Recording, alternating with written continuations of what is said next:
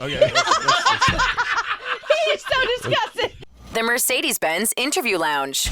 And we welcome Sebastian Maniscalco, our favorite comedian. All right. You're already walking into the new studio and you've got a problem. Yeah, what's your what's the problem? I don't have a problem. The last time I was on your show, we were at the old building. Right, downtown. Yeah, it looked condemned. Yes. Right? Yes. It was.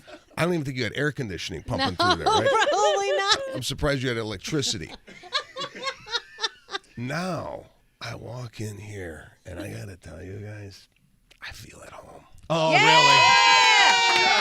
Finally, we did it. You like it? really? Now, This what makes you feel like you're at home in this place? It's new. And I miss the old place. I must assume, you've been doing comedy a long time, 25 plus years maybe. Yeah. You used to play the little dinky hole-in-the-wall, crazy-ass places. Now you sell out stadiums, basically. Don't you feel like that pining for going back to the old school little rooms? I do. But I don't want to work there every day. Right. Right. This is it. I mean, look at the teeth. Look at the clear. I mean, I got to tell you, I'm proud of you guys. Well, thank you. Well, thank you. Made it. We're coming up in We the made world. it. We finally made it uptown. Did you always have a gold microphone? I've had it for a while. It boosts my ego. No, you know what? It pops more in this room. There you go. But guess what? Now Danielle has her I have own. one too. She has Yeah. one. Wait a minute. No. Well, it's not the same. It's not No, the same. mine's a little different. It's like a matte finish. Yeah, mine's a matte. His is glossy. Yeah. I got to tell you a story before I forget it. You were doing Atlantic City several weeks ago. A friend of mine was at your show. Said it was unbelievable. But in the middle of the show, someone off to your left in some section got sick and actually vomited. Okay. And then when they vomited, other people, chain reaction around them, started vomiting too. The entire section was vomiting at your show. Did you know this was going on? I knew something was going on. Right. I thought it was a fight at first, and then there was a commotion, a lot of ushers, and then this section started, and then this section over there started. So the whole place was vomiting. Whole place was, but I didn't know this. I just thought there was fights breaking out. And then I asked, because someone said, oh, it's a medical issue. And I go, oh, is there anybody, a doctor in the house? Now, my audience, generally speaking, doesn't have medical professionals available. They may say they do. If a pipe burst, maybe someone in the audience can fix it. We got a lot of carpenters and tradesmen in my audience. Bricklayers, yeah. So I excused myself from the stage, and I said, guys, I'm going to let this settle down. I'm going to go back. So I go backstage. I go, what's going on? They're like, we don't know. I don't know what's going on. 25 minutes go by. They said, all right, we cleaned it up. No. Get back out there. So I finished my set and later found out that there was a 70-year-old man who threw up on his lap. Aww. And no, he was tanked. Oh, yeah. Okay, I take it back. It's not I like take he it was back. passing away. He was drinking since noon. So, and then it started a chain reaction of other people throwing up, and they had to bring a hazmat team in there to clean up the throw up. Oh, my God. Danielle is one of those. Yeah, it cannot happen around me. I will be.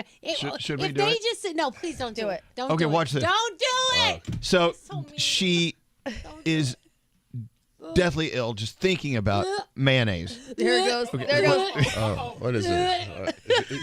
Is this a put on? Is this a put on? No, this is real. She'll actually puke. Okay. Think about something else. Okay.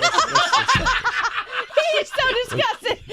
Oh, that's real. They're so mean. They can do this crap to me all the time, and I'll go over there and throw up in the garbage can. We Welcome should keep to our it show. closer to her. I smell it as soon as they talk about it. I just smell it and I feel it. And It's okay. You're safe now. I'm sorry. I don't want to see that again.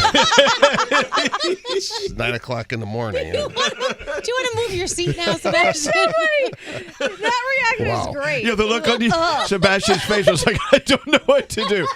Well, I didn't know if that was like a put on or what that was. No, that's no, real. no. No, But look, it's she's fully real. recovered. Okay. All right. We could get her back. We could get her back there again if No, anything let's not take it needs. there. Please don't. Let's move on. Okay, we'll move on. Give me my Theragun. It's so mean. Now, is it true you love these things? Oh, yeah. The Theragun. Yeah. What is it about it that... Well, you got one.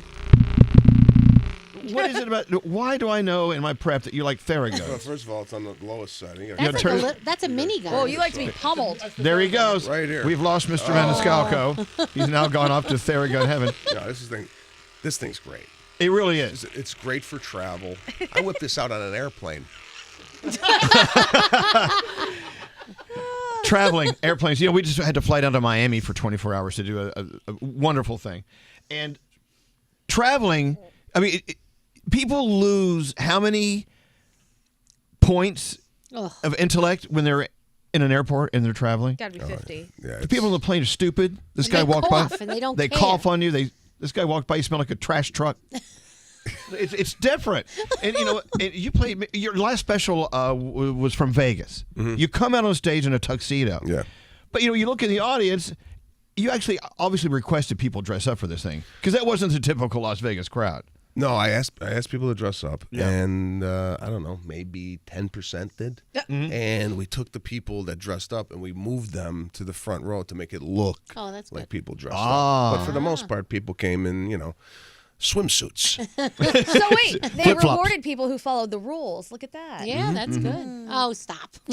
Look at that. And if you go to a Sebastian Maniscalco show, you have people in tracksuits, you have people in tuxedos. Everyone loves your storytelling. And that's what we've always loved about you. You don't tell jokes. No. I mean, the science of the Sebastian Maniscalco show is storytelling. Storytelling, delivery, timing. I don't sit and write jokes. I just kind of regurgitate stories and experiences that I go through. Whether it be child rearing, school, and taking my kid to recitals. Right. My little daughter, I missed her first recital this past week because I'm doing press, and she was bawling as I was telling her this, right? And I hear that. I was going to call my agent and go, I'm retiring. I can't go through this anymore. Yeah. So That's hard. yeah. So I like that. I've never been a joke writer. It's just not my style. A lot of comedians are all about joke after joke after joke. What are you saying? When things happen in your life, though, does it ever get to a point where, like, someone in your family will say, listen, this doesn't go to the stage? That's more my side. Yeah? My mom and dad. The off the record people. Yeah. Yeah, they're like they don't. One joke that I do, my mother said, "Do that when I die." Oh. Oh, After no. that- What joke was that? I can't tell you. Oh, okay. It's in a vault. Okay, sorry. Now. Yeah, We don't want to rush things. Let's slow that down. yeah. So But it's true. You go to see another comedian. It is. You can tell it's a very well structured set of jokes. I mean, do you ever go watch other comics do their thing? I typically don't like to, because not that I don't want to laugh. It's just like sometimes. Yeah, I saw Jim Gaffigan, right, online. He does a joke that I was going to start to develop about fitting into clothes. And I got so upset. I'm like, oh, he did it already, right? Which I'm glad I saw it, because the premise was exactly the same as my premise. So obviously you don't want to do the same jokes other people are doing. But I try not to watch other comedians, just because sometimes, just for that reason. Like, if I developed that joke on my own and I didn't see that, actually, you know what? I'm glad I did. I'm glad I saw it, because now I have to go a different direction. Okay. Yeah. So now you'll never be accused of stealing that joke. Right. No, but it was my take on it was like, oh, I can't wait to get into this, and then he did it already. But you see these corny, crazy things in life that the rest of us just take for granted, but you find humor in it. Yeah. I mean, I think the funniest thing as far as clothing size, pant size, what was something like that? The tuxedo, the rental tuxedo that has the adjustable. You can actually grow into a tuxedo and have it for years. There's got to be a joke there. Wait, what was the joke? Do you remember what he told? What he said? The joke was, when you pack to go somewhere, Okay. you're like putting the clothes, and I'm not going to do it justice. Like, you're like, oh, I'll fit into that. I'll fit into that shirt. And then when you get to the destination, you put it on. It's like, you weren't going to lose 20 pounds between the time you packed it and the time you put it on, right? Guilty. Nate, you do that. That's Nate. Look at the shirt he's wearing right now. Anyway, But so you thought the same thing, and he told the same joke. Yeah, well, because I've been away for 3.5 weeks, so I packed 3.5 weeks ago. Between then and now, I don't fit into the clothes because I had Thanksgiving. Right. I was at my in-laws for 8 days, so I was drinking every night and I was eating every night, and now I barely could fit into this jacket that I got on. So, and he did it so well, and he's definitely one of my favorites. You know, we got to talk about Bookie. So Bookie is on HBO Max. It's out. It's my next. It's next on my stack where I have to start. I can't start watching it immediately until I finish another one. You know how that crap works, right? But working with Chuck Lorre, for instance, I mean, he's the god of one of the gods of TV and things. And now you get a call one day, or you call them, and it comes together. What does that feel like? You're like, where the hell did I come from? Now I'm doing a show like this with a guy like that. Yeah, so I pitched him a show about my life. And then he said, we have an idea about a bookie in Los Angeles.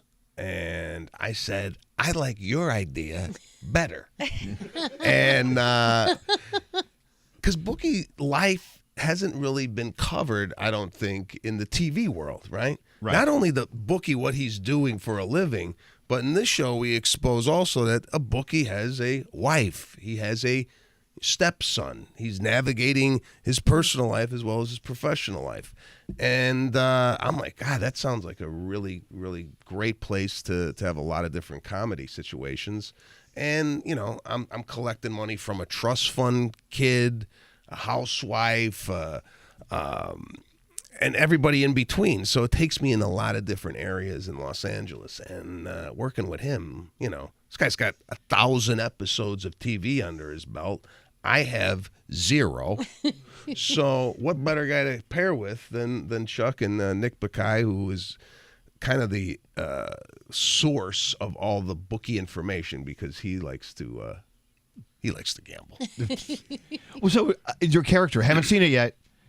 I think it's great going in kind of blind on this. Is your character kind of a Tony Soprano-ish, like thug bookie, or just like a fun bookie? Fun bookie. What kind of He lets it slide. fun bookie? What kind of bookie are you? A fookie. What are you? I'm a sensitive bookie. Oh, see, that seems to be a bad bookie. Well, it is where some of the comedy comes from. I'm not looking out to break legs. Put it that way. Okay. I do have muscle in my counterpart Ray, who's played by Omar Dorsey, but he's more of a visual deterrent, if you will. So, are you getting into or did you get into the rhythm while shooting this thing of shooting a show? I mean, none of us have ever done a TV show or a series. Mm-hmm. Is that the kind of world that you would like to explore more of? Do you like that, or was it like never again? Check mark off. No, I'm hoping that this gets renewed. Okay. All right, that's why I'm here. Did you take acting? Well. Did you take acting lessons? Yeah, did someone teach you to act? You're not here because you like us? No. I thought this was a friendly Sebastian, visit. I thought you liked us. You'd be at your daughter's recital right now if you didn't want a second season, is what you're saying. Yeah, I would love to do this again. Okay. I would absolutely love it. I had a blast doing it. We filmed it in L.A. I live in Los Angeles. I got to sleep in my own bed, my kids, my wife. It was great. So yeah, I would do this. Did you take any acting lessons? I've taken acting lessons since 1998. Oh wow! Periodically, preparing myself for that day, for this moment. There you go. God, you know what? But Sebastian, look at where you are now. Look at what you're doing, and concerning where you're going, and then look back before, past 25 years ago, where you were at the Four Seasons, right? Yeah. When people were returning food to the kitchen. You know, and you had to go, hey, yes, sir. No. Do you miss that at all? Do you miss a life of being anonymous and just being you in a restaurant?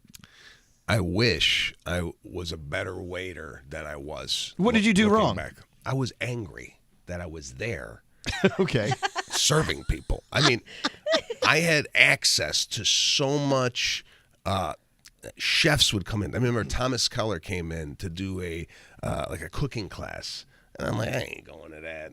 Or scotch tasting that I could have been a part of. And I was like, I don't want to.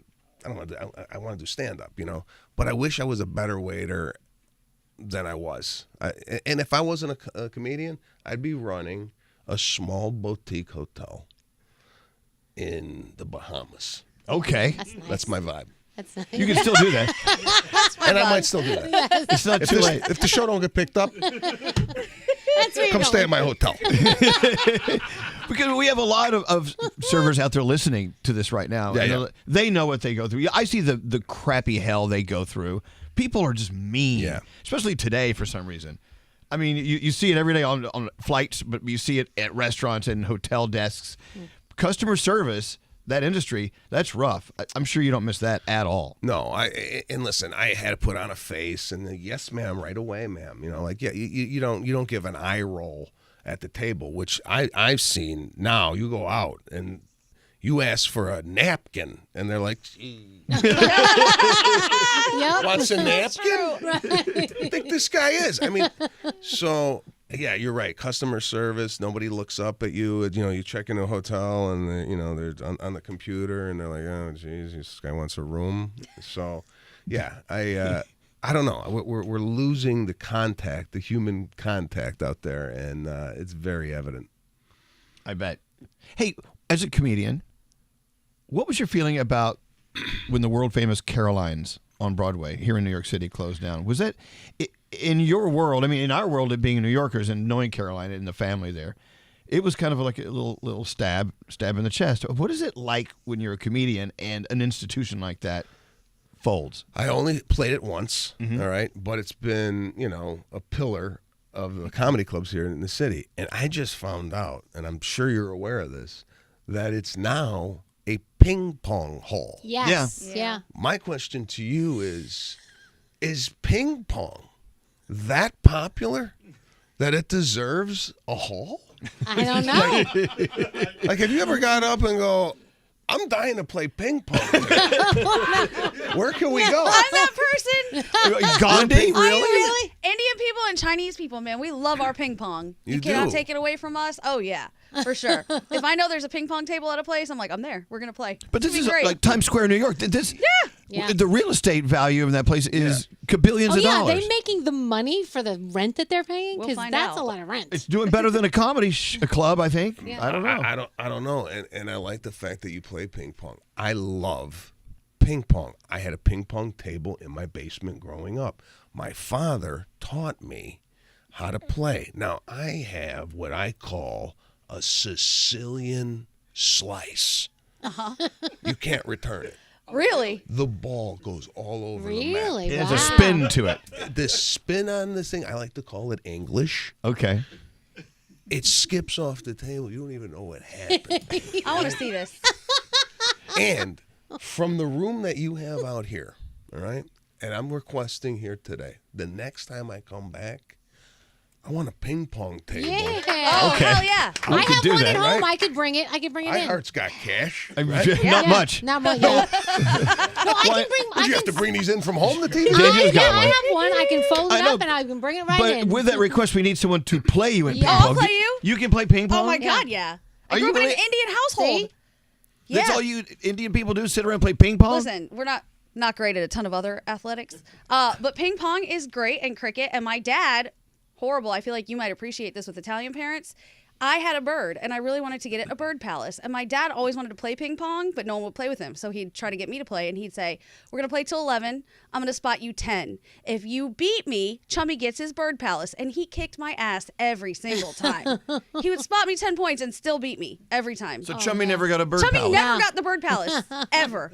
Horrible. Chummy's still with us? No. No, Chummy's gone. R.I.P. Chummy. However, it made me very good at ping pong, so I will accept All right, this okay, challenge. well, it's on then. It's on. I just in. Susan Sarandon owns that ping pong palace.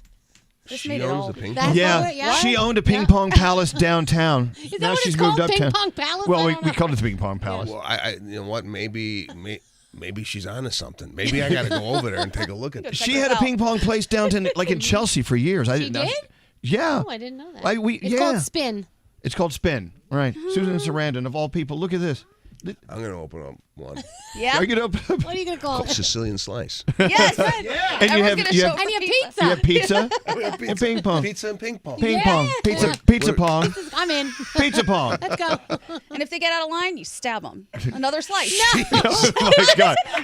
Blow a bullet to their friggin' head. Oh, man. Look at you. All Well, look. the ideas we give you. Yeah. Okay, so of course we're talking about Bookie on HBO Max. What else? I mean, where are you going to be selling out more arenas anytime soon? Yeah, so we just put a tour on sale. What was it? Yesterday, artist pre-sale. Right. Actually, tickets are on sale Friday, today, for the general public. See how I Yes. did that? You Nice. did it. And it's called It Ain't Right. The It Ain't Right tour. Right. Because a lot of things in the world right now ain't right. For example, No, I don't have any clue of that. Yeah, everything's perfect. Give What me are you some talking about? examples. I need to learn. well, it ain't right that when I get out of bed in the morning, the amount of sounds that are coming from my body, it ain't right. Right? Amen. Like, I'll wake up my wife and she'll like go, "Oh, was that a screen door?" I go, "No, that was my back." Screen door. So It ain't right. it ain't right. It ain't right. It goes for it ain't right if you don't tip 20%. So you could go on and on. What Well, we ain't could go right. on for hours Yeah. with things that ain't right. Yeah. What's your question, Scary? Yeah, with comedians, I know it's always onward, upward. It's always new material. But how do you feel when people, get reminiscent and they're like, they want to request something they saw, like on one of your, Showtime or old YouTube clips and things like that? How do you? They scream out Entenmann's, the Entenmann's cake. Is that, You know what? I've often thought about, because a lot of people haven't seen these bits that I have online. They haven't seen them live. So I was wondering at the end of my show on this particular tour, and I haven't decided this yet, would the audience like for the last 15 minutes of the set do, Chipotle or Company or Subway or some of these bits that people really enjoy. So I you know what?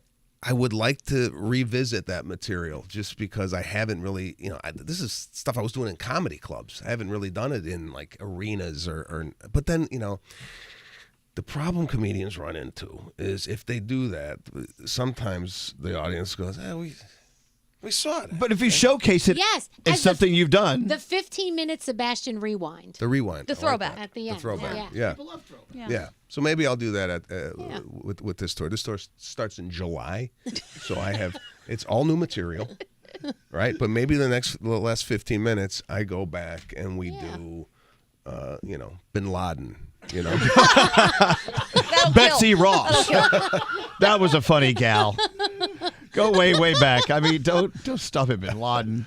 Well, I don't know. You know what? We found out, especially during pandemic, with what we do, people were requesting music from their childhood. People wanted that comfort. People wanted the things that they could hold on to and were familiar with. Yeah. And you've been around long enough. I'm not saying you're 77 years old, but you've been around long enough to, people grew up watching you. And when people tell you that, you're like, oh, man, I'm old. You're not old. But that stuff's comforting. Don't poo-poo it. I think it's an idea. There you go, Danielle, once again. Ping pong and old material. I love it. We've really put you on a great course here. I'll be your consultant. I'll do it. Well, with music, I think there's a lot of nostalgia with music. People could hear the same song over and over again. With comedy, sometimes it's just they like to hear the new stuff, not necessarily the old stuff. And I don't know why that is, but generally speaking, music, you're like, oh yeah, put on, Elvis Presley, let's hear him again, So I don't know. Maybe we're onto something with the rewind. Yeah, I like it. You should do a bit called "Will This Get Me Canceled?" and do really old stuff. That's a problem. Yeah, That's a problem. exactly. You gotta see. Take it way back. So the tour, of course, on sale today, right? It Ain't Right. Coming to Madison Square Garden. Okay. Two shows. That's not a bad room to play. Not a bad room. I saw you at the Garden. It was awesome to see Yeah, I you did there. too. It was good. Also, the series Bookie is out now. It's all about Sebastian Maniscalco. Of course, he's got the Pete and Sebastian show on the podcast level. You got everything going on. And, I'm trying. I'm trying to feed my family. I think you should have like a jacket line because you always wear the coolest jackets. Add jackets to our Yeah, I percentage that think we're going to we- make from you. All right, get this thing up and running. You want to come work for me? I would, yeah. I'm ready. Let's Ping go. pong and jackets. We're going to whore you out. And we're going to become so wealthy. Sebastian Maniscalco. Hey! Thanks for having me on. I appreciate it. The Mercedes-Benz Interview Lounge.